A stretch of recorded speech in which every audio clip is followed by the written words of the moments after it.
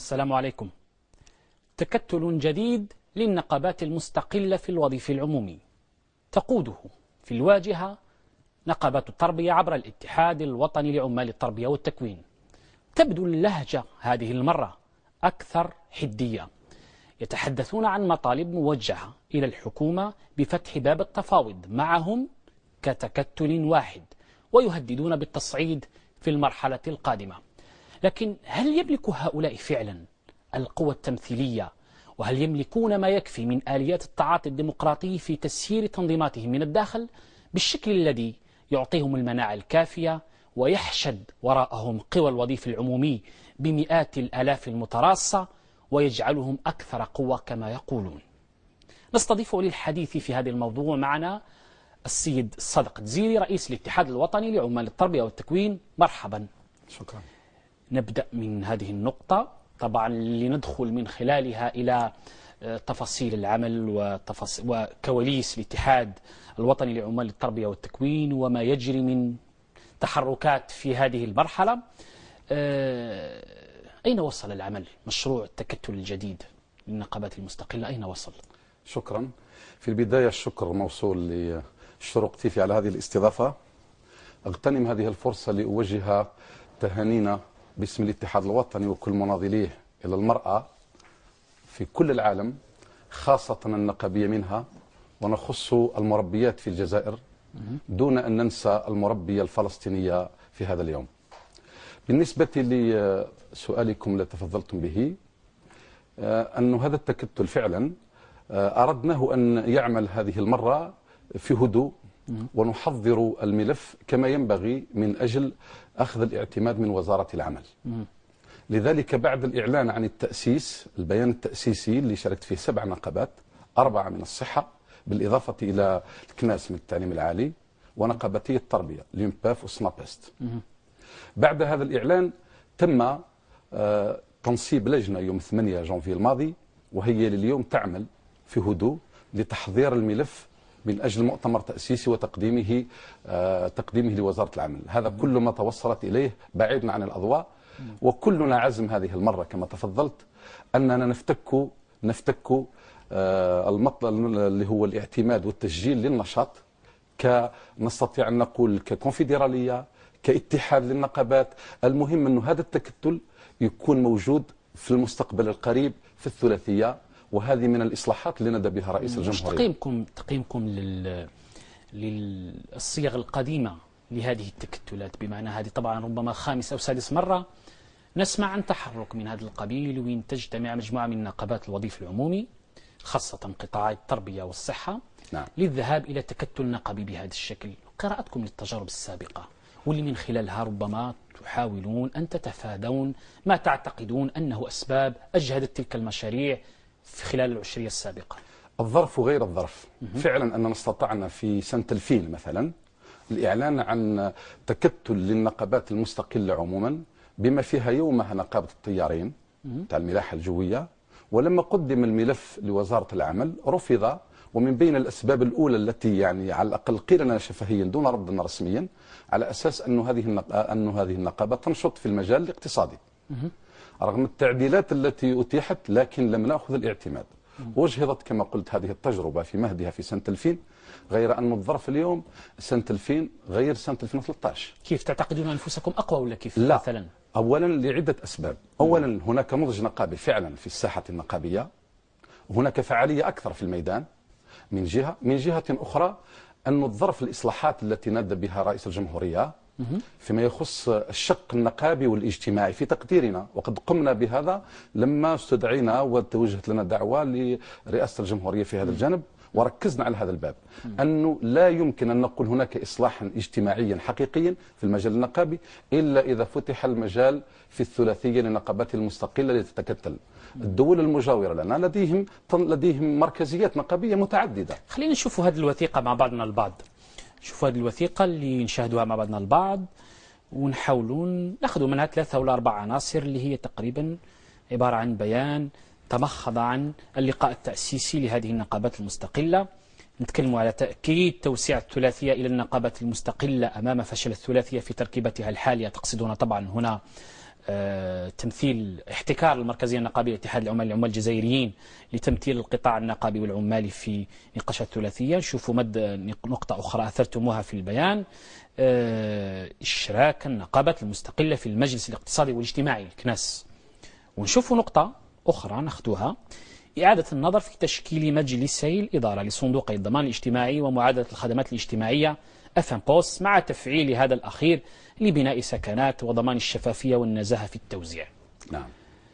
سيد زيري، خلينا من قضية الإصلاحات السياسية، لأنه في نهاية المطاف أنت تعرف وأنا أعرف أنه الإعلان عن إصلاحات في هذا البلد طوال 20 سنة الماضية منذ تعددها إلى الآن لا يكفي كشعار لتكريس الحريات النقابية ولإحداث تغيير حقيقي على مستوى المنظومة التي تسير العمل النقابي والسياسي والجمعوي. وخلينا نغوص، هل تعتقدون أن الثغرات الكبرى التي سجلتموها واخترقتم بها جدار الاحتكار النقابي، نتكلم عن ملف الخدمات الاجتماعية تحديدا، هل يجعلكم أكثر زهوا بأنفسكم وأكثر ثقة بأنكم تحاولون أن تمدوا أيديكم إلى ملفات احتكارية أخرى؟ وشفنا بعض هذه النقاط كما شفناها في الوثيقة السالفة. يعني فعلا أنه يعني قبل أن أجيب على هذا السؤال أردت أن أضيف ما يخص التكتل، أنه هذه المرة كلنا عزم على أساس افتكاك هذه التأشيرة فيما يخص التكتل الخاص بالنقابات المستقلة، ونبذل عندكم ضمانات راح تحصلوا عليها؟ ما ليست لدينا ضمانات، لكن الضامن هو هذا الإصلاحات بالدرجة الأولى. كيف هل يعقل أنه تبقى تعددية حزبية بهذا الشكل والمركزية النقابية والثلاثية تمثل فقط بنقابة وحيدة وكأننا نزلنا في الحزب الواحد؟ أعود إلى سؤالك. يعني هذه سبب رئيسي يجعلنا لا نستميت في النضال إلى أن نأخذ التسجيل في هذا المضمار وتكون لنا كتلة نقابية، لأنه الهدف الأساسي هي المطالب التي تفضلت بها وكثيرة وملفاتها كبرى على مستوى القطاعات تتعدى القطاع. لما يطرح ملف على وزارة التربية مثلا ولا وزارات أخرى في قطاعية يقول لك هذا يتعداني وقضية للحكومة، ملف هذا يتعداني ولازم تشوفوا مع الحكومة، وبالتالي احنا نريد ننشط في فضاء أرحب وأوسع يمكننا من إيصال صوتنا وتحقيق الأفضل للموظفين من خلال تكتل هذا الموضوع. في أخطاء على مستواكم الشخصي بمعنى على مستوى هذه التكتلات في صياغها السابقة خلال السنوات القادمة ربما تحاولون أن تتفادوها الآن؟ يعني ما عدا إحجام الحكومة ورفضها طبعا ومحاربتها كما تقولون لهذه الأشكال من التكتل وتخوفها فعلا من وجود تكتل قوي وحقيقي على مستوى الوظيفة العمومي، هل هناك ربما في التجارب السابقة خلال السنوات الماضية ما جعلكم ربما ارتكبتم مجموعة من الأخطاء كمجموعة من التنظيمات النقابية أو تكتيكية قد تكون هذه الأخطاء واستراتيجية لا أدري، هذا هو موضوع السؤال، وربما تحاولون أن تتفادوها الآن؟ ربما على المستوى التنظيمي، ربما على المستوى الهيكلي، على مستوى اختيار النقابات، هذا مطروح نظرا للتجارب السابقة. لدينا تجارب تاريخية دون أن نغوص في تفاصيلها اليوم مع مجموعة من النقابات، لذلك عند البيان التأسيسي اخترنا حلفائنا في كبداية كإعلان للتأسيس هذه المرة من جديد دون غلق في المستقبل، أنه لما نأخذ التسجيل الباب أمام النقابات اللي من بعد المؤسسين هم اللي يوضعوا شروط للنقابات اللي ممكن تنضم، هذا ضمانا قدر المستطاع لقوة هذا المنظمة الداخلية. ذكرني بالسؤال الثاني. هل تعتقدون أنه تنازل الحكومة عن الاحتكار الذي مارسته المركزية النقابية طوال السنوات فيما يخص ملف الخدمات الاجتماعية، وهذا طبعا هو محصلة نضال حقيقي لنقابات مستقلة طوال سنوات لم يتأتى بهذه السهولة طبعا، لكن هل تعتقد أن هذا قد يكون خطوات أخرى قد تعقبها؟ نشوف هناك العين متفتحة على مجالس إدارة صناديق التأمينات وأولها الصندوق الوطني للضمان الاجتماعي. هل تعرف فعلا بأن الحكومة مستعدة لأن تتنازل أيضا عن ملف احتكاري كهذا؟ والله بالنسبة للاستعداد الحكومة مع عدم استعدادها ولا مدى استعدادها هذا ليس مطروح لدينا. المطروح هو الإرادة، لما تكون عندنا إرادة قوية ونطرح ملفات بحجج قوية كتنظيمات يمكن لنا كما حققنا ملفات كبرى بما فيها الملف الخدمات الاجتماعية، هذا الطابو الكبير. من قال أنه هذا الملف الغول أنه يفكك بهذه الطريقة وينزل إلى الميدان لانتخابات شفافة والعمال والمربين لينتخبوا ممثليهم بكل شفافية. مدام الآن خطونا هذه الخطوات، أملنا كبير بالنضال بالاستمرارية بغض النظر عن الاستعداد. نأمل أن يكون الاستعداد أحسن، وإلا نحن نمارس حقنا في الضغط كنقابات من أجل الوصول إلى أهدافنا اللي سطرناها في هذا الأمور.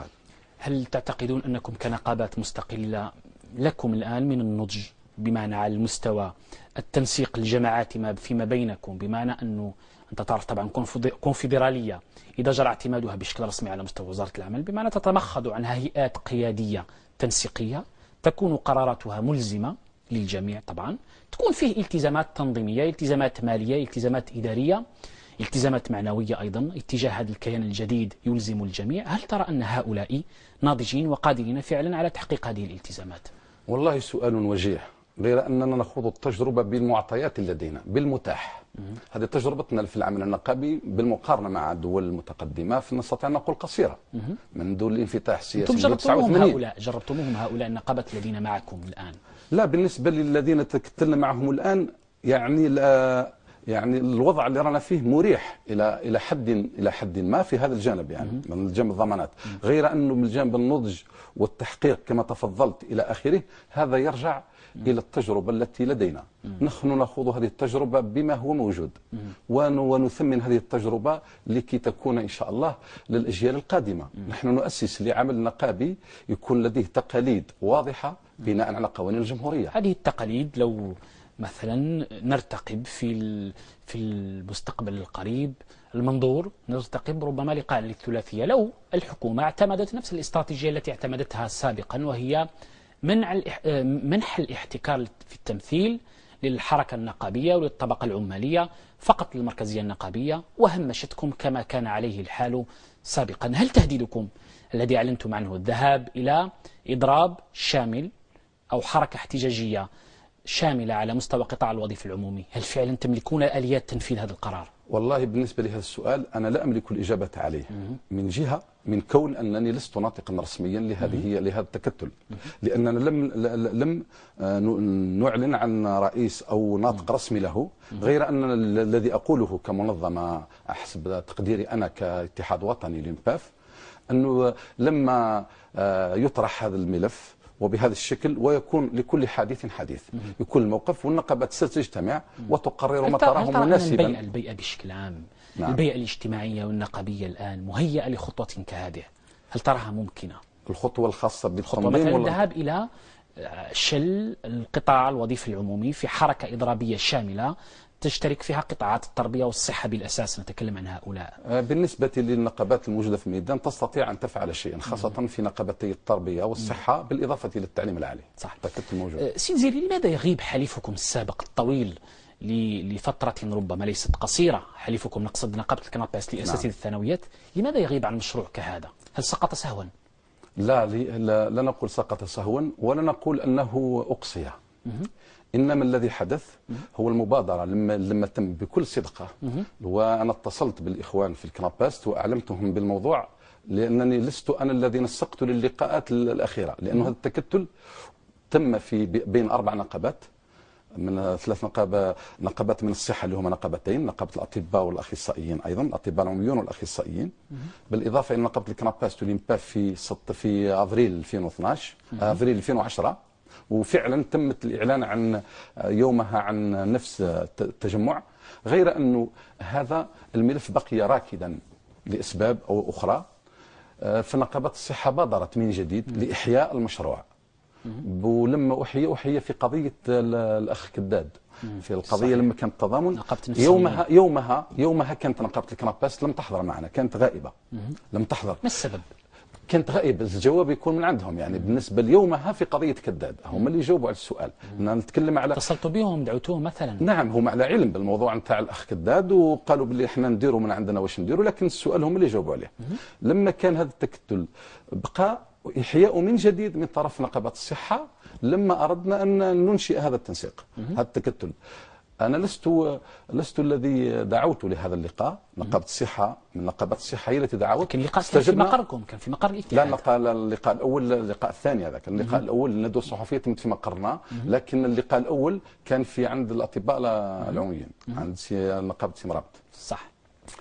ويومها أنا اتصلت بالإخوان في نقابة الكناباست وأعلمتهم بالموضوع، وفعلا قال لك خلينا نشوفوا. هذه مفاجأة نظرا كما تفضل يعني بوضوح انه بوجود ربما السبب الرئيسي نقابة أخرى هم ما حبوش ينشطوا عليها، لكن احنا قلنا لهم هذا ظرفي ونحن نؤسس للعمل المستقبلي.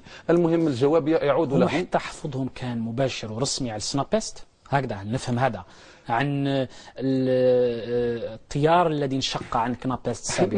نحن فهمنا بهذا الشكل، رغم اننا نلتقي عده مرات على نفس الطاوله مع نقابات، مع وزاره التربيه وبحضور كل النقابات. يعني اما الموقف يرجع لهم. هم قال لك نرجعوا الى غايه وقت اخر. الى حد الان ما كانش جواب نهائي باللي لا نلتحق بكم. هم كانوا يتكلموا في تصريحات اعلاميه، بعض قياده الكنابست تكلمت في تصريحات سابقه وقالت باللي لم تحط علما بما يكفي من الزمن لهذا الخطوة، وبأنها لم تستشر كما يجب أن يكون الأمر للتحضير لهذه المشروع. هل إلى أي حد تعتقد أن هذا الكلام صحيح؟ والله في البداية أنا قلت لك أنه لما أعلمت من طرف نقابة الصحة بهذا الموقف حولت هذا الإعلان إلى نقابة الكناباست، أخبرتهم بالموضوع لأنه الوقت كان ضيق فعلا. يعني ما كانش الوقت الكافي، وما قال لك إحنا لازم نتشاوروا. لكن هناك عدة اجتماعات قبل 8 جانفي. هناك عدة اجتماعات كان من المفروض إذا كان فيه استجابة. إذا كان الاجتماع الداخلي الأول ما تمش يقدر نلتحق في الاجتماع الثاني، نقدر نلتحق في الاجتماع الثالث نظرا للمصلحة العامة وما يقتضيه. المهم أنه هذا الموقف خاص بالنقابة في حد ذاتها، يعني لا أجيب عنه. خلينا نشوف مع بعضنا هذه الوثيقتين سيد زيري. الأولى اللي ترصد إحدى يعني الخطوات التنفيذية التي كانت قد أعلنت عنها نقابة الكنابست في مؤتمرها السابق فيما يخص التوجه إلى التوسع نحو الطورين الابتدائي والمتوسط. نقرأ فيما يخص بيان معلمي وأساتذة التعليم الابتدائي في ولاية الجلفة المنضمين حديثا إلى نقابة الكنابست. نقرأ هذه الفقرة: نقابة كنابست نعلن انضمامنا إلى نقابة كنابست موسع واستقالتنا من جميع التنظيمات النقابية الأخرى، ونطالب وزارة التربية الوطنية بمجموعة من المطالب يحددونها كما يرون. وثيقة أخرى في ولاية ميلا نقرأ فيها عن المنسق الولائي لنقابة الكنابست موسع كما يسمون أنفسهم في الصيغة الجديدة. في هذه الفقرة: قرر الحاضرون بالأغلبية الساحقة الاستقالة الجماعية من نقابة الاتحاد الوطني لعمال التربية والتكوين الانضمام إلى نقابة الكنابست موسع. نعود لك سيد زيري ونقول: هل هناك حرب خفية ما بين النقابتين تجري في الكواليس وربما لا تظهر للعلن كما يكفي، لكن فيه نوع من حرب غير معلنة؟ والله لا نصفها بهذا الوصف. ربما المنافسة النقابية بدأت تأخذ شراسة في الواقع حقيقة، يعني هذا لا يخفى على أحد. غير أن الذي أسجله في هذه النقطة أنه نحن لسنا ضد التوسع. نحن نقابة تؤمن بالتعددية، لكن تكون في إطار قوانين الجمهورية الجزائرية. لما يكون في إطار المؤتمر ويكون التأسيس ويكون التسجيل في وزارة العمل ويكون الانضمام أهلا وسهلا. نحن حذرنا من هذا، كنا في تنسيق، لأنه هذا الموضوع يضرب في تقديرنا، وقد قلنا هذا الكلام لقيادات نقابة الكنابست بوضوح، على أساس أنه هذا يضرب في الصميم تنسيقنا النقابي بين كنقابتين نقدر أننا فاعلتين في الميدان. حققنا ملفات عظيمة يعني بالنسبة لقطاع التربية، على رأسها ملف الخدمات الاجتماعية، ملف التعويضات إلى آخره. فلماذا التوسع في هذا الظرف بالذات؟ نحن في البداية يعني قلنا هذا الكلام بوضوح وصرحناهم على أساس أنه لسنا ضد التوسع ولسنا ضد نشاطكم في بقية الأطوار، غير أنه هذا سيؤثر تأثيرا سلبيا وينعكس سلبا على التنسيق الذي إلى حد الآن نحن نحافظ على شعرة معاوية فيه كنقابة، لأن لدينا مسؤولية مشتركة في هذا الجانب. غير أنه ما توقعناه حدث اليوم. بدأت لما تقرأ بيانات من هذا النوع على أساس أنه تدعو للاستقالة من نقابة الإمباث على المباشر، بل تدعو إلى الاستقالة من كل النقابات. هل بهذا السلوك نعيد الحديث عن النقابة الواحدة والحزب الواحد. لما تقول استقيلوا من كل النقابات وروحوا عندنا، شكون قال؟ ما فيش اللي قال هذا الكلام. هذه البيانات الوثائق تتحدث. البيان الأخير الذي درس الاستقالة من كل النقابات هو إعلان أنه هؤلاء الناس أعلنوا استقالتهم. الدعوة من الاستقالة من كل النقابات والانضمام إلى نقابة الانضمام. الدعوة لما تدعي الآن هذا النضج النقابي، لما قال ندعوهم إلى الاستقالة من كل النقابات، معنى ذلك أنه تحتويهم نقابة واحدة. ونحن الذي نقوله رانا في 2013 نقابة الزور وما بقاتش، واحد لا يقدر يدير نقابة وحده، تعددية مكفولة. لكن نحن المبررات اللي قدموها إخواننا في الكنابست حول هذا التوسع لم تقنعنا. هما قدموا مبررين أساسيين يتكلموا عليهم. نعم. وكان في وثيقة اللي كانت رافقت عقد مؤتمرهم الأخير يتكلموا بشيء من العتب عليكم، على أساس أنه في إضراب أفريل 2012 تخليتم عنهم، أو بمعنى لم ترافقوهم، أو بمعنى أخليتم بالتزاماتكم اتجاه هذا الحلف الذي كان قد نسج قبل 3 سنوات ما بينكما وحقق الكثير. نعم. هذه النقطة الأولى. ويتكلموا على نقطة ثانية فيما يخص الخدمات الاجتماعية، وعندهم مؤاخذتهم وعندهم تحفظاتهم على طريقة تسييرها، لكن راح ناخذوها نقطة نقطة ونبدأ من النقطة الأولى. نعم. بالنسبة للمبرر نتاع التخلف، قرأنا نحن هذا في وثيقة متعلقة بتحضير المؤتمر. صحيح. واتصلنا بالقيادة الوطنية، وكان أبدو استغرابا في البداية، قال لك اللجنة تكون من 3 أفراد 4 هي اللي عدت هذا التقرير. لكن كنا ننتظر على أساس أنه تحذف الكلمة، لأن الكلمة ليست حقيقية. نقولها للتاريخ، الكلمة المستعملة بالضبط هي قولهم تخلف زملائنا في نقابة الإنباف عن الإضراب، عن إضرابنا. التخلف صحيح. هذا يسبقه ماذا التخلف؟ متى تقول أنك تخلفت؟ إذا كان سبقوا جلسنا على طاولة كالعادة وقررنا الإضراب سويا وحددنا أهدافه وملفه، هذا لم يحدث بتاتا. وقرأنا هذا في الصحف على الصفحات الجرائد بالنسبة لإعلان الإضراب. هذا المبرر إذن في تقديرنا. ولما انتظرنا ولم يأتي ردا في الموقع، درنا تصريح صحفي مكتوب والآن راه موجود عندنا في الارشيف تاعنا، ردينا على هذا البيان بوضوح بالنسبه للتخلف. وفي الحقيقه اربكنا مثل هذا التصريح بيكون لانه يضرب في صميم تنسيقنا يعني. اما بالنسبه للمبرر الثاني، نخلق في المبرر الاول قبل ما نروح للمبرر الثاني. وش الداعي في تقديرك سيد زيري؟ وش الداعي انه لجنه من 3 ولا من 4 اشخاص ضيقة كما تقول أنهم برروا لكم هذا الكلام، نعم، تجتمع لتسقط حكما كهذا على الاتحاد الوطني لعمال التربية والتكوين، وتقول أنه لم يجاري الحركة الإضرابية التي كانت في أفريل 2012 وأنه تخلف عن تلك الحركة؟ ما الذي يجعلهم يقولون مثل هذا الكلام إذا لم يكن صحيح؟ هو غير صحيح. وهذا الشيء لم يتم، وإذا كان فليواجهنا. نحن نقولها بوضوح أنه لم يتم بيننا التنسيق في هذا الأمر كما أسلفت. غير الإجابة على سؤالك، في الحقيقة نقابة الكنابس هي التي تجيب. إن كانت تملك إجابة على تخلفنا كما تفضلت أو تخلينا عن هذا الإضراب فلتتفضل. بل نحن كنا في أعز يعني في المفاوضات مع وزارة التربية وقضية وزارة المالية أيضا بالنسبة للوظيفة العموم في ملف القانون الخاص.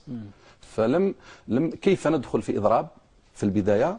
لم نستشر فيه أولا. ونحن في تقديرنا كنقابة نريد أن تستنفذ الجلسات كل أمرها، وإذا كان النتيجة غير كافية أعلناها صراحة في الجلسة قدام الوزراء وقدام الوزير وقدام النقابات، على أساس إذا ما كانش استجابة سندخل في حركة احتجاجية قوية. وذلك ما تم. يعني اليوم أن خرجت الوثيقة في شكلها النهائي، الاتحاد الوطني أعلن إضرابا منفردا، بل بقي وحده في الميدان من 7 نقابات بالنسبة لرفضه لنتائج القانون الخاص. صح. ويبقى رفضنا قائما يعني. خلينا نشوف هذه الوثيقة الأخرى اللي نلاحظها الآن فيما يخص المراسلة الشهيرة التي أصبحت شهيرة من رئيس اللجنة الوطنية للخدمات الاجتماعية لقطاع التربية، اللي كان بعثها إلى رؤساء اللجان الولائية وهياكل التسيير الولائي، واللي يتكلم فيها عن مجموعة من المنح الجزافية. طبعا الموضوع ليس لم يعد سرا. نعم. ولا داعي لنعود لنقرأ، لكن فقط احنا عرجنا على الوثيقة فقط لنعيد تقديمها للناس ونعود نرجع للسيد زيري نقولوا هم يقولون أن هذا الشخص الذي دعمتموه دوما كاتحاد وطني لعمال التربية والتكوين، نتكلم عن عبد الرحمن بالمشري اللي هو نعم. رئيس اللجنة الوطنية للخدمات الاجتماعية لقطاع التربية. نعم. يقدمون مجموعة من الملاحظات بالدليل فيه تصرف خارج وعمل خارج المداولة القانونية للجنة الوطنية للخدمات الاجتماعية كما يقولون، إحاطة الوثيقة بكثير من السرية غير المبررة وغير المفهومة كما يقولون. الأكثر من هذا إقرار مجموعة من المنح لم تحظى بالنقاش الكافي داخل هياكل اللجنة، وعدم إطلاع النقابات كنقطة رابعة يؤخذونها، عدم إطلاع النقابات على قرارات تداولية مثل هذه، برغم أنه القوانين المنظمة لعمل اللجان الخدمات الاجتماعية لقطاع التربية تلزم هذه اللجان بذلك. ألا ترى أنها فعلا ملاحظات وجيهة؟ فعلا يعني فيها من الوجاهة وفيها من الحق، غير أن لدينا بعض الملاحظات وبعض التعليق على هذا الأمر. قبل أن أجيب على هذا السؤال نعود إلى المبررات. ذكرت المبرر الأول اللي هو خاص بالتخلف، والمبرر الثاني هو الخدمات. نعم. نبدأ من هذا ثم نربط الأمرين معا. بالنسبة للخدمات، لما تم انتخاب اللجان الولائية وخرجت اللجنة الوطنية فعلا اللي حدث وكان سبب يعني لانه مذكور في الوثيقه نتاع المؤتمر تاعهم على اساس انه لتنفيذ مشاريعنا الى اخره، ومن بين الاسباب التوسع يعني ذكروه السبب الثاني الرئيسي. نربط هذا انهم طلبوا انه تكون رئاسه اللجنه الوطنيه تكون من التعليم الثانوي. التعليم الثانوي هما كانوا يقدموا لكم هذا الطلب رسميا يعني شفهيا فيما بيننا، وهذا حدث يعني هذا اثناء التحضير لانتخابات اللجان يعني. إيه لما كانت اللجنه الوطنيه على ابواب على مشارف الاختيار لما برزت، لانه سنعود للتفاصيل في النقطه هذه. صح. غير انه احنا هذا المطلب ما رفضناش كنقابه، نقلناه للزملاء اللي خرجوا من القواعد بانتخاب بكل وضوح. كاين رفض من طرف المنتخبين لهذا الامر، وطبعا بالعكس كاين انسجام في نهايه الامر بحضورنا كنقابتين وبالانتخابات، بدليل انه لما ترشح النائب الرئيس والنائب الاول والنائب الثاني، لانه كل واحد على حده، نالوا جميعهم للثلاثه 9 على 9 أصوات. معنى ذلك يعني في الانسجام يعني. فيه توافق وفيه انسجام، أنه هذا المبرر أيضا مطعون فيه. إذا كانت هناك برات أخرى تكون واضحة، لكن كمبرر في تقديرنا لأنه قضية انتخاب. نعود إلى الشق الثاني من السؤال المتعلق بالخدمات. الخدمات نحن كنقابة شعارنا دائما رفع الهيمنة النقابية عن هذه الأموال، والمقصود منها أنك ما تستغلهاش وما تدخلش انت في التسيير كنقابه، تبقى بعيد على اساس انك تراقب، ومام طون على اساس انك تدافع عن المظلومين وتشوف، لانك اذا كان دخلت في التسيير ما تقدرش تمشي هذه المشيه. صح. فحرمنا وغلقنا الباب امام اطاراتنا الوطنيه والمحليه، على الرغم من انه كنا لوحدنا نحن ونقابه الكناباس مع وزاره التربيه يمكننا اننا ناخذ هذا المنشور كما ينبغي ونعدوه على المقاس، لكن اردنا ان نؤسس تقليدا اساسيا. حرمنا الحق من هذا الناس باش ما يترشحوش القيادات المحليه والوطنيه. وفعلا المنخرطين ولا الناس الاخرين اللي عندهم رغبه حدث اللي حدث، وخرجت التركيبه اللي خرجت بما فيها رئيس اللجنه الحالي. فعلا ربما ما نقدروا نقولوا اقدمهم بالنسبه لتنظيمنا النقابي، واللي سبق عنده تقلد مناصب قياديه في المجلس الوطني يعني منذ الى غايه 2004 يعني كان القيادي في المجلس الوطني. فلما برزت القيادات فعلا انه تم اجماع حول شخص الذي لديه بدعم منكم، يعني بدعم النقابه. هذا داخلي في تصورهم الميدان. لما دخلنا الميدان في المعترك النقابي احنا خضنا معركه اللي خاصه بالحمله الانتخابيه. الانتخابات تمت بشفافيه في المؤسسات، انتخاب اللجان ايضا اختيار الاشخاص تم بشفافيه. ممكن التدخل في النهائي الان في انه قال وحدوا امركم لاختيار الممثل، وهذا الذي حدث. وحدوا امرهم واختاروا ممثلا، وعلى الرغم هو اختاروه اللي هو هذا الشخص اللي نتمنى له كل التوفيق، اللي هو سي عبد الرحمن بن المشري. عفوا تفضل. نعم. تفضل. بالنسبه لي المؤاخذه اللي ذكرتها فيما يخص السريه في الجامعه، يعني. الوثيقه احنا نقول بكل وضوح نحن ضد العمل السري في مثل هذه الامور. نحن نقابه تنشط في الوضوح. صحيح أنه في الإدارة كاين مراسلات سرية، لكن لا تكون من هذا النوع، لأنه راح تضرب في مصداقية هذه اللجنة وتخفي أشياء. كلمة السرية نحن نرفضها. أما فيما يخص محتوى الرسالة في الجانب القانوني أنه اللي يمارس اللي يداول على المال واللي يداول ويقوم بمثل هذه المهام عنده حق في التعويض، ما يسمى ليست منحة جزافية بهذا الشكل، إنما منحة التعويض. التعويض هذا في يدخل فيه من الجانب القانوني، التعويض عن بالنسبة للتنقل، بالنسبة للمأكل، بالنسبة للمبيت. وهناك تعويض آخر اللي فيه نوع من انه يكون تقديري، اللي هو تكون تعويض على الجهد الإضافي. هذا التعويض على الجهد الإضافي نحن في نقابة الإنباث نطالب كل الإخوان أنهم يتنازلوا على الجهد الإضافي، لأنه يكون عمل تطوعي لنعطي مصداقية أكثر في التسيير أكثر. أما المنح في حد ذاتها بهذا الشكل يعني تكون تعويضات في اللي لما تكون داخل فيها الأمر القانوني لا غبار عليها والقوانين تحمل. أما قضية السرية وبهذا الحجم بالجزافية نحن ضدها بوضوح. نعم. وزيد شيئا أنه هذه الرسالة يستبشرنا خيرا على أنه اللجنة الوطنية ورئيس اللجنة الوطنية عاود إرسال آخر للجان الولائية يطالبهم فيها بتجميد هذه الرسالة إلى غاية انعقاد الجمعية العامة للخدمات الاجتماعية للمسلمين عبر الوطن اللي راح تكون في نهاية مارس أو بداية أفريل. قبل ذلك هما اللي يتكلموا جماعة الكناباست يتكلموا ويقولوا باللي يعطوا قراءتهم طبعا إلى هذه الوثيقة اللي كنا نشوفوها على أساس أنه المصاريف المذكورة في الداخل لا تعني بحسب توصيفهم لا تعني الإطعام، مصاريف الإطعام أو تعويضات الإطعام والمبيت والنقل، لكن تعني نوع من المنح يعني المفصولة تماما. هل أنتم أيضا قرأتم الوثيقة بهذا الشكل؟ في البداية كنا قرأناها بهذا الشكل، ولما توصلنا لأنه لا يخفى عليكم أحببنا أم كرهنا هذه اللجان محليا وطنيا محسوبة علينا كنقابتين بالضبط، غير أنه أردنا أن نستفسر عن الأمر بالاتصال المباشر بهذه اللجنة. ولما أخذنا الجواب على أساس أنه هذا الأمر يكون محسوب فيه هذا الأمور المصاريف بهذا الشكل، غير أنه في الممارسات وربما في بعض الولايات يكون نوع من التجاوز على أساس أنهم يدخلوا في إطارات في إطار واحد آخر. بالنسبة لي ممكن في الإطعام يكون من جهة واحدة أخرى إلى آخره. أما العودة للجادة يكون بالجمعية العامة وهذا السؤال يعني أكثر تفاصيل ممكن نتلقاوه من اللجنة الوطنية بعد. أما نحن نرفض أن يكون خارج ما سمح به القانون.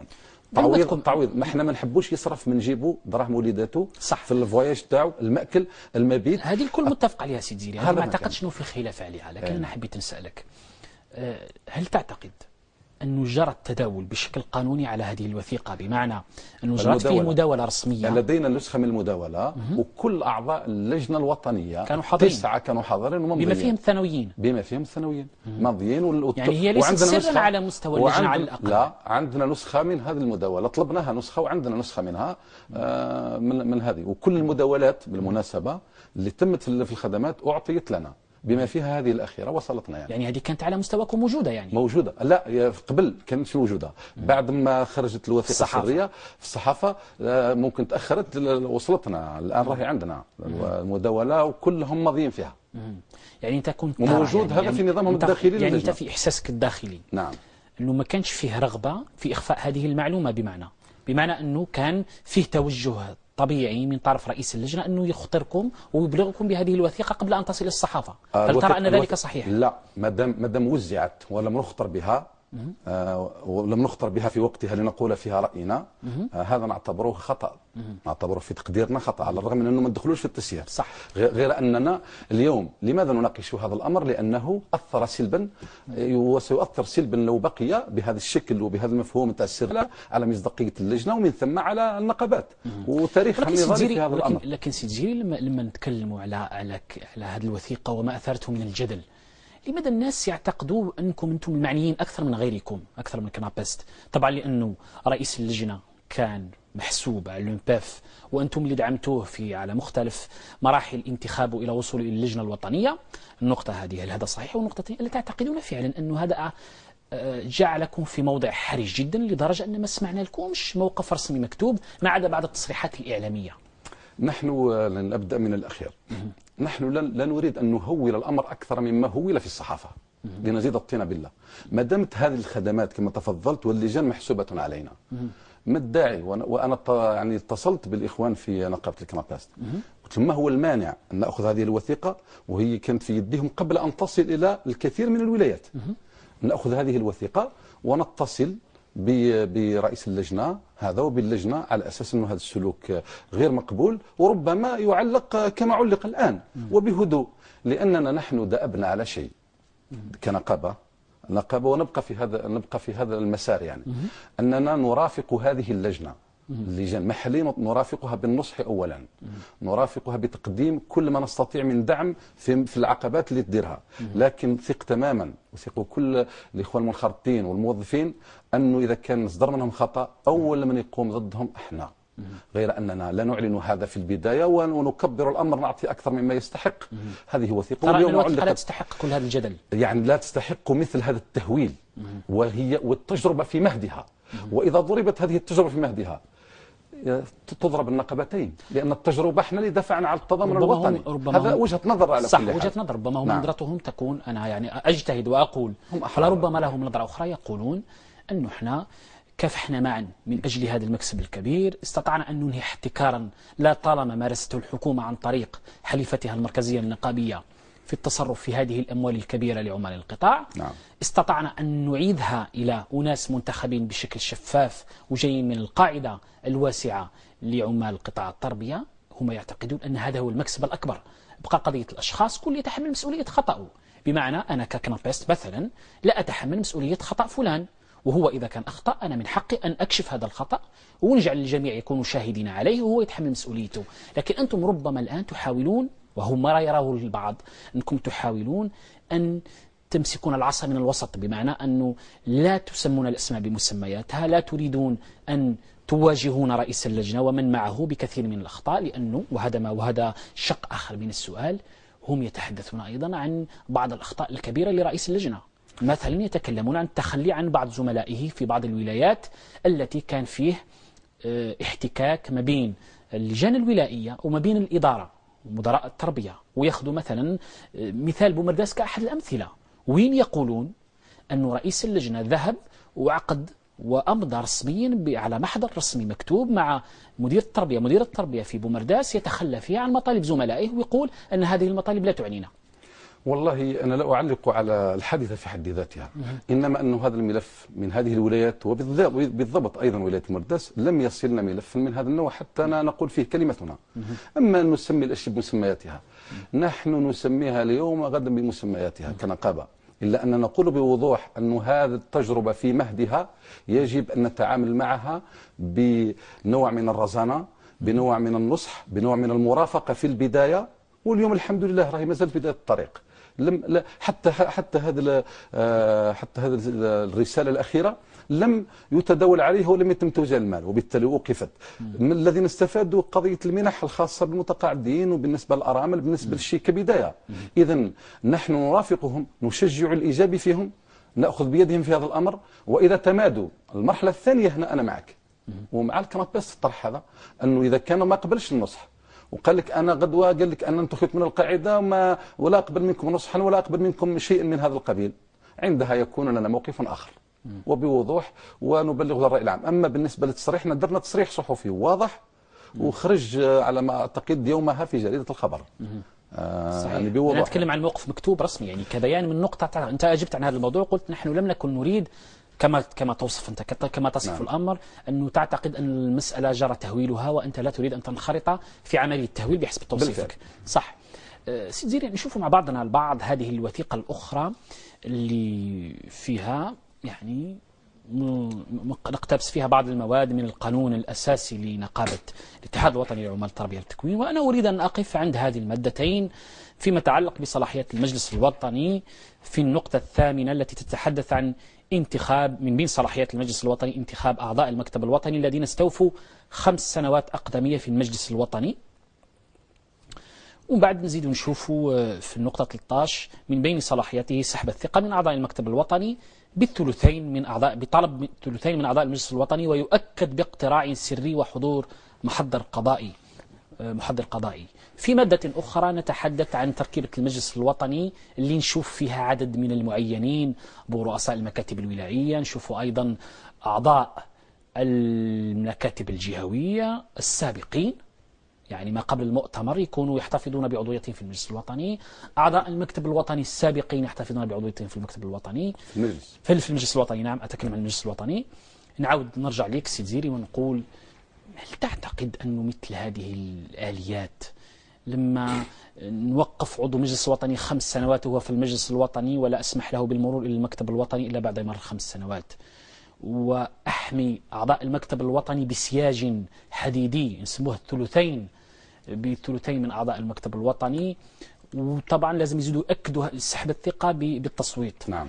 وفي الجهة الأخرى نغرق بين قوسين نغرق المجلس الوطني بمجموعة ليست قليلة من المعينين، يعني الذين يحظون بالحضور التلقائي داخل المجلس الوطني، اللي هم رؤساء المكاتب الولائية، وهم أعضاء خاصة أعضاء المكاتب الجهوية السابقين، يضاف إليهم أعضاء المكتب الوطني السابق. مش عارف هذا العدد، لكن أكيد سيلامس النصف تقريبا من تشكيلة المجلس الوطني. مش عارف إذا كانت هذه النسبة صحيحة، لكن أتوقع أنها قد تكون صحيحة، خاصة أن أعضاء المجلس الوطني يكون في حدود 150. هل ترى أن هذا يشكل ثقلا تنظيميا حقيقيا يمنع النقابة من أن تتجدد وتجدد دماءها وتنفتح على هذه الشريحة الواسعة؟ نعم. لتمنحكم القوة التي بها تستطيعون أن تواجهون الحكومة غدا في إطار مثلا تكتل النقابات المستقلة على مستوى الوظيفة العمومية. والله سؤال وجيه، غير أنه ربما فيه بعض الملابسات قد يلتبس عليكم فيما يخص التعيين.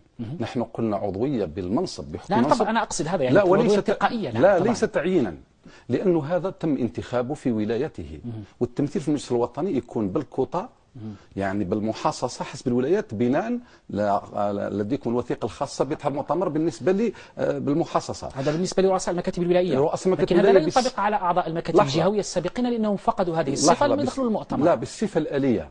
بالصفة الآلية بالنسبة لرؤساء المكاتب الولائية يدخل بحكم المنصب. نعم. بالنسبة لأعضاء المكاتب الجهوية السابقين وأعضاء المكتب الوطني السابق. نعم، هذو كانوا أعضاء في المجلس الوطني السابق ومارسوا مهمة إضافية مساعدة للمكتب الوطني. صح. من هذا الباب نريد أن نستفيد من تجاربهم ويبقوا على اتصال بالمجلس الوطني. كم عددهم هؤلاء؟ بالنسبة لا يتعدون كل أعضاء المكاتب الجهوية 18 حوالي يزيد لهم حوالي 11، يعني تكلموا حوالي 30 شخص يحتفظون بحكم الصفة، حوالي يسمع 20% من مجموع 150، حوالي 20% يدخلون المجلس الوطني وهما يحتفظوا بهذه الصفة بصفة تلقائية بدون الحاجة لا إلى انتخاب ولا إلى تعيين. نعم، بحكم المنصب. بحكم المنصب. نعم. هذه النقطة، وهذا رقم مش قليل. نعود نشوف هذه الوثيقة، نشوفوا مع بعضنا البعض كما يظهر فيها، وهي مستخرجة من محضر انتخابات المكتب الوطني. لو سمحت راح نرجع للنقطة. في المكتب الوطني، انتخابات المكتب الوطني للاتحاد الوطني للعمال التربية التكوين، هذه النتائج بالأصوات كما أفرزتها نتائج انتخابه في المجلس الوطني في دورته المتمخضة عن المؤتمر الأخير. يعني تقريبا زيري الصادق هو الوحيد فيما أرى اللي تحصل على نسبة 2/3 من أعضاء المجلس الوطني، اللي تشكل من حوالي 150. نعم. البقية كلهم بدون استثناء تحصلوا على أقل من 2/3. نعود نرجع لك زيري ونقول، كيف هذا عضو المكتب الوطني الذي لم يتحصل على 2/3 خلال انتخابه على مستوى المجلس الوطني تشترطون لنزع صفة العضوية في المكتب الوطني منه أنه يتحصل أن 2/3 يجتمعون ويقولون أننا نريد أن نسحب الثقة أولا، ومن بعد يؤكدون سحب الثقة في الاقتراع السري. يعني هذه يجب نقول شيء في الجانب التنظيمي، أنه هذا يضمن استقرار للمنظمة. من هذا الباب يضمن حصانة من الداخل أيضا. لا، سوف أوضح هذا. ربما هذه وجهة نظر. صح. غير التجديد احنا قلنا يكون عنده 5 سنوات باش يكون في المجلس الوطني، في المكتب الوطني يكون عنده 5 سنوات في المجلس الوطني، ليس بالضروره في نفس المجلس. صحيح. الان نحن نقابه في البدايه لم نشترط هذا الشرط، لم نشترط هذا الشرط في البدايه التاسيس. اليوم رانا في المؤتمر الرابع. صح. معنى ذلك انه لدينا رصيد من الاطارات، نقابتنا كبرت، وبالتالي ممكن يكون فيها ناس يحوسوا يتسلقوا ويحوسوا يدوروا. لازم تحافظ على الاطارات النقابيه نتاعك وتدير نوع من انك تفلتري الامور تاعك من هذا الجانب التنظيمي. توضع بعض المقاييس الدقيقه للولوج الى قيادة المنظمة حفاظا عليها. من هذا الباب أرى هذه نوقشت في المؤتمر. ولكن ما ترونه أنتم حفاظا؟ لحظة اللي اشترط هنا هو 5 سنوات. اشترطت 5 سنوات للحفاظ من هذا الجهة واحدة. 2 بالنسبة لسحب الثقة، لما يتم الانتخاب بالقائمة المفتوحة، قد يكون غدا يكون مؤتمر، وإذا كان تم بنفس الطريقة ولم يتغير القانون الأساسي والنظام الداخلي، ممكن يكون الأوائل اللي يفوزوا بالعضوية يكونوا أقل كما قلت من النصف في الأصوات، لأنه احنا قلنا الأوائل في الأصوات ما يفرزه في الصندوق، ونحتكم للصندوق. ونحن بالمناسبة نعتبر أنفسنا المنظمة رقم 1 في ممارسة هذا الحق الديمقراطي، ولدينا يعني كل الأدلة على ذلك بالصوت والصورة. الشيء اللي يحدث في المؤتمرات تاعنا خاصة المؤتمر الثالث إلى غاية المؤتمر الرابع. بالنسبة للمحضر القضائي والثلثين، نزع الثقة نوع من الاضطراب اللي راح يصير المنظمة. نحوسوا انه الاستقرار يكون في المنظمة والعمل يتم بوضوح، لكن إذا كان ولا بد أنه كاين تغيير، معنى ذلك لازم تكون عنده الثلثين. لماذا؟ لو درنا مثلا 50% زائد 1، الواحد هذا قادر اليوم غدوة تدخل لك فيها أمور، قادر اليوم راح مع هذا الصف وغدوة مع هذا الصف، وهذا هو العمل الديمقراطي. لا يعني في تقديرنا باش تحافظ انت على المسيره نتاع 3 أو 4 سنوات أو 5 سنوات على الاكثر للمنظمه، باش تصير يعني منسجمه، تمشي ما يدخلش لا تخترق من هذا الباب وتبقى يعني تعالج فقط في المشاكل التنظيميه. درنا مثل هذه الشروط حتى وهي بشروط واضحه. صح. اذا منذ البدايه عليهم ان يختاروا احسن ممثليهم منذ البدايه، حتى اذا كان جاء الضمان الثاني. فاذا اخطا فمش راح يقدر يراجع نفسه، لانه هو الان اختار، وكاين الضمان هذا من اجل الاستقرار. اما اذا كان الاغلبيه قالت لا، وحدثنا في كثير من الولايات الجنب هذا، وفعلا تم سحب الثقه بالثلثين ومروا بالصندوق. ولما خلينا نمروا لنقطه اخرى تنظيميه ايضا. نعم. فيه ثاني في التركيبه، لما نرجعوا للتركيبه نتاع الهيئه القياديه نفسها اللي راك تتكلم عليها، وهذه طبعا من بين الانتقادات الكثيره اللي يوجهوها لكم ناس حتى من خارج النقابه بالاساس، وهو انه سيطره المدراء. فعلا نتكلموا على من مجموع 11 عضو مكتب وطني، اكثر من النصف حوالي الثلثين هم مدراء. طبعا ظاهريا هذه مش مشكله، هذه خيارات القاعده وهي تختار ما تريد، لكن لما فئه معينه من سلك معين تسيطر او تهيمن على العدد الاكبر من هذه النقابة على مستوى الهيئات القيادية في المكتب الوطني، ألا يطرح هذا إشكال بالنسبة لمصداقية العملية الديمقراطية كلها التي تتحدث عنها؟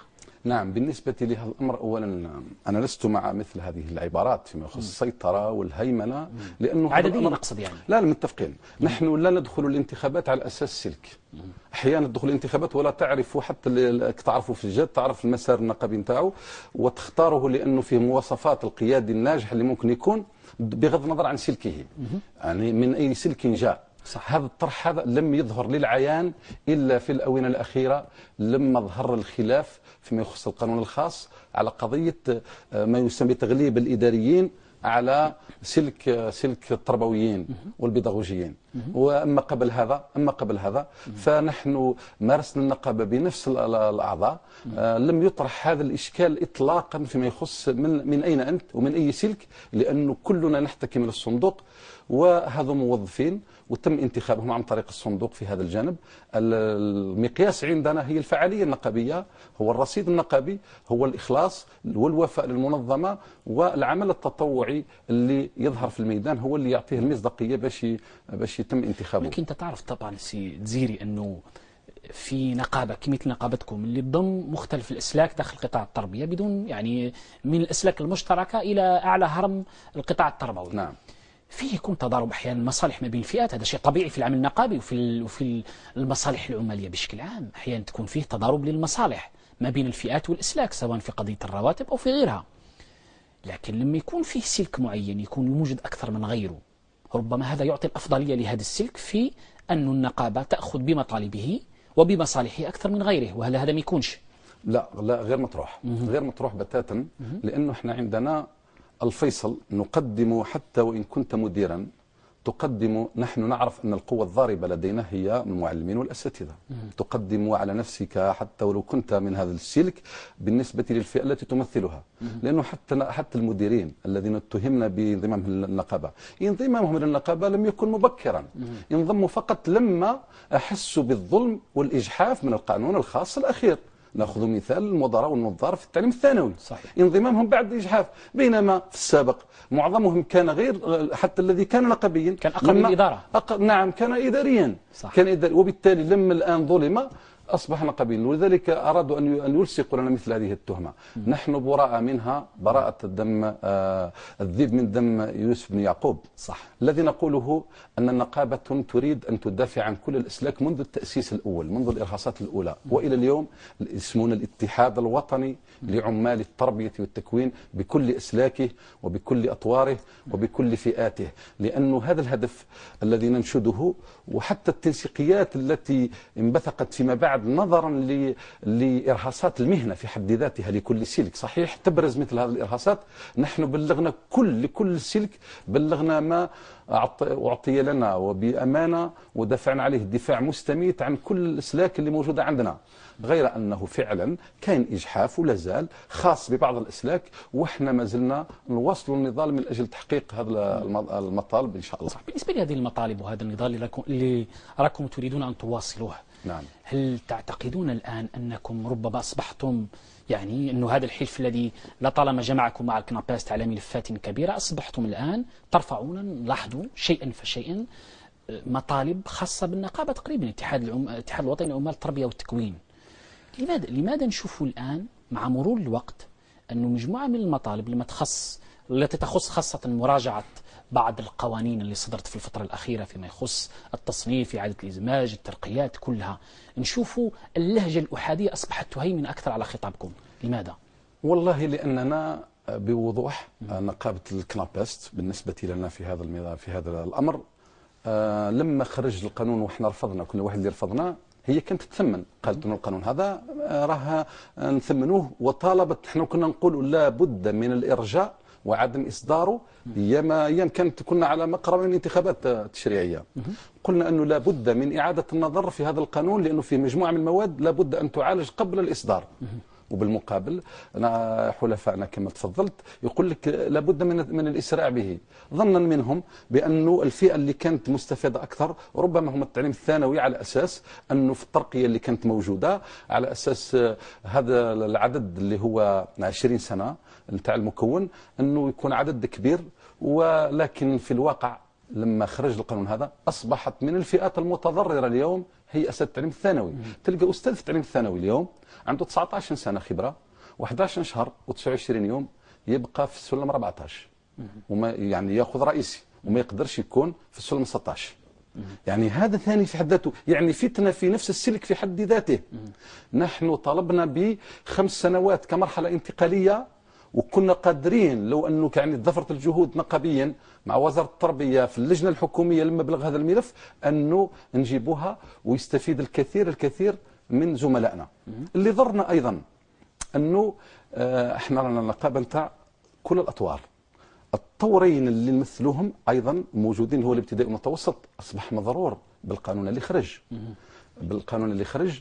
لما إذا كان قلت الآن تنادي، لأننا يومها لما دخلنا في الإضراب واتصلنا بقينا وحدنا في الميدان، على الرغم أننا اتصلنا وقلنا طالبوا معنا بالإرجاء نتاع الإصدار، وهما رفضوا، ما طلبوش بالإرجاء، قال لك ممكن تروح الفرصة هذه وما يتمش الاستفادة إلى آخره. أما اليوم نحن بقينا على نفس الموقف ثابت، نرفض هذا القانون الفتنة، نرفض ما ورد فيه من تسمية العار اللي هي مصطلح عليه الآئلون للزوال أو الذين يشتغلون على المناصب للزوال. نحن كنا قاب قوسين أودنا من تحقيق الإدماج في الرتب القاعدية دون قيد أو شرط، لو كانت فعلا كنا قوة واحدة مع بعضنا كنقابتين على الأقل بالنسبة للتنسيق الذي تم، وكل النقابات يعنيها الأمر. لكن شيء من هذا لم يحدث. في النهاية وجدنا أنفسنا لوحدنا، ولليوم نواصل من أجل نفس المطالب. نحن موقفنا ثابت أن لا بد من مراجعة هذا القانون من جديد ليأخذ هؤلاء حقهم، دون أن ننسى أساتذة التعليم التقني وهم قلة، ما يتعدوش 700 أستاذ على المستوى الوطني. إذا كانت هم في التعليم الثانوي وإلى الآن هم يشتغلون على مناصب آئلة للزوال، حكمهم حكم نفس المعلم نتاع الابتدائي وأستاذ التعليم الأساسي إذن وإحنا بالمناسبة لدينا مجلس وطني في هذه الأيام القليلة القادمة، وسيكون لدينا موقف أكثر وضوح لما تجينا التقارير، ويكون عندنا موقف واضح من القضية هذه خصوصا نتاع القانون الخاص، وعلى رأسها قضية المعلمين والأساتذة الذين يشتغلون على هذه المناصب الآئلة للزوال، وتكون لنا حركات احتجاجية إذا كان ما كانش استجابة واضحة في هذا المضمار إن شاء الله. سي صدق زيرو، ربما السؤال الأخير اللي ممكن نختتم به هذا النقاش، أنه مطالب فئوية تبان أكثر فأكثر بالنسبة لنقابة التربية بشكل عام، زيادات في الأجور، منح، نتكلم أيضا على الترقية، الإدماج، كل ما يتعلق بالجانب المادي. يعني طبعا هذا طبعا من وظيفة النقابات، وهذا من صميم وجودها كحركات مطلبية نقابية. لكن لماذا نشوف في السنوات الأخيرة أصبح هذا اللغة وهذا الشكل يغلب بشكل كبير على خطابكم، وما بقيناش نسمعوا يعني كما كنا نسمعوا قبل 10 سنوات بالنسبة للاتحاد الوطني لعمال التربية والتكوين، نضاله المعروف على مستوى النضال من أجل مدرسة وطنية متفتحة وأصيلة كتيار كان كبير وواسع في تلك المرحلة، وكان عنده صداه، وكان عنده يعني وجوده في القطاع التربوي وحتى خارج القطاع التربوي. الآن لم نعد نسمع بهذا الكلام، ونسمع فقط عن مطالب فئوية، إضرابات، حركات احتجاجية أحيانا تأخذ طابعا عنيفا وتتعلق في مجملها بالمطالب المادية. يعني سؤال وجيه. يعني بالنسبة لهذا الأمر سأعود إليه بعد أن أعرج في كنقطة خاصة بالنسبة للقانون 12/240. إلى جانب قلت المعلمين والأساتذة اللي بقوا متخنقين معهم، كاين أيضا المساعدين التربويين، كاين أساتذة التعليم التقني، كاين المخبريين خاصة اللي يشتغلون على مناصب الزواج، كاين مستشاري التوجيه، كاين اللي ظلموا أيضا خاصة بالنسبة للمخبريين، بالنسبة لمستشاري التغذية اللي ظلموا في الترقيه نتاعهم وغلق باب الترقيه الى كل الاسلاك، فهي متضرره. اللي اصطلحنا عليهم الضحايا الجدد اللي خاصه المدراء والنظار. اذا نحن نرى أن القانون الخاص حتى دون ان ننسى المقتصدين والاجحاف اللي طالهم في قضيه المنحه الخاصه بالمنحه البيداغوجيه اللي هو حق لا غبار عليه، يمعنى كاين مطالب، كاين قنابل موقوته لو تتفاعل ايجابيا في اطار الحوار والتشاور، في اطار المفاوضه الحقيقيه وتحللها الحكومه ونوصل لها، يستقر قطاع التربيه من هذا الجانب ربما لعشريه كامله. أعود للسؤال الثاني فيما يخص المطالب. فعلا كما تفضلت نقابتنا أسست على عجلتين. العجلة الأولى اللي هي على أساس نقابة مطلبية تحسن الأوضاع الاجتماعية والمهنية للموظفين والمربين والعمال في قطاع التربية. الجانب الثاني هو اهتمامها بالمنظومة التربوية لكوننا أننا جزء لا يتجزأ بل نعيش يوميا في المدارس، وكان لدينا دور كبير في هذا الجانب. صحيح أنه بعد بداية التسعينات العشرية التي عاشتها الجزائر والتي ندعو الله عز وجل أن لا تعيدها علينا، يعني لا تعاد علينا من جديد مثل هذه الظروف، يعني أربكتنا في هذا الجانب وبقينا نهتم أكثر بالجانب الاجتماعي والمهني بالقفة، يعني في الجانب المطلبي بشكل يبان متطرف أحيانا على حساب هذه يعني لا نقول على حساب، لأنه لا نحمل المسؤولية فقط للنقابة. صح أننا المسؤولية نتحملها أكثر من غيرنا، غير لأننا نقابة ميدانية كمربين في الميدان. صح. غير أن المنظومة التربوية هي مسؤولية المجتمع المدني ككل، مسؤولية الأحزاب، مسؤولية نتكلم عن الاتحاد الوطني لعمال التربية باعتباره كان فعلا نعم يعني قطعا لا نتنصل من هذا المشروع. نحن اليوم وغدا نبقى مدافعين، وجاءت الفرصة اليوم ونحن الذين نادينا بإحداث ندوة للتقييم المنظومة التربوية منذ سنوات، وكان لدينا أيضا ملتقى خاص بالمنظومة التربوية المدرسة الجزائرية استراتيجية وأفاق،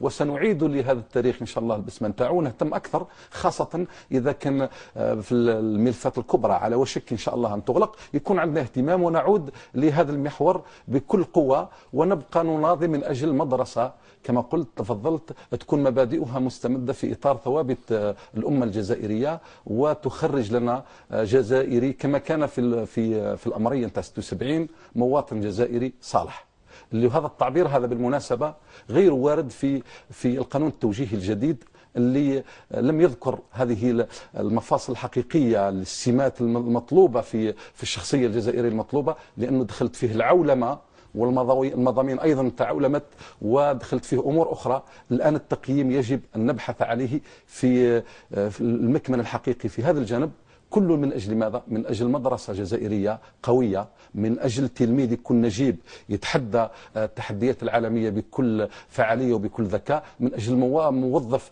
الظروف الاجتماعية والمهنية في المستوى المطلوب ويقوم بالواجب التربوي والمهني ويساهم مساهمة إيجابية في الشيء هذا، وهذا كله من أجل الجزائر. لم يبقى لي إلا أن أشكر الأستاذ صادق الدزيري رئيس الاتحاد الوطني للعمال التربية والتكوين على مشاركته معنا في هذا النقاش. بدوري أشكركم وأقول أستودعكم الله الذي لا تضيع ودائعه. السلام عليكم، إلى الأسبوع القادم السبت القادم في نفس التوقيت إن شاء الله. السلام عليكم.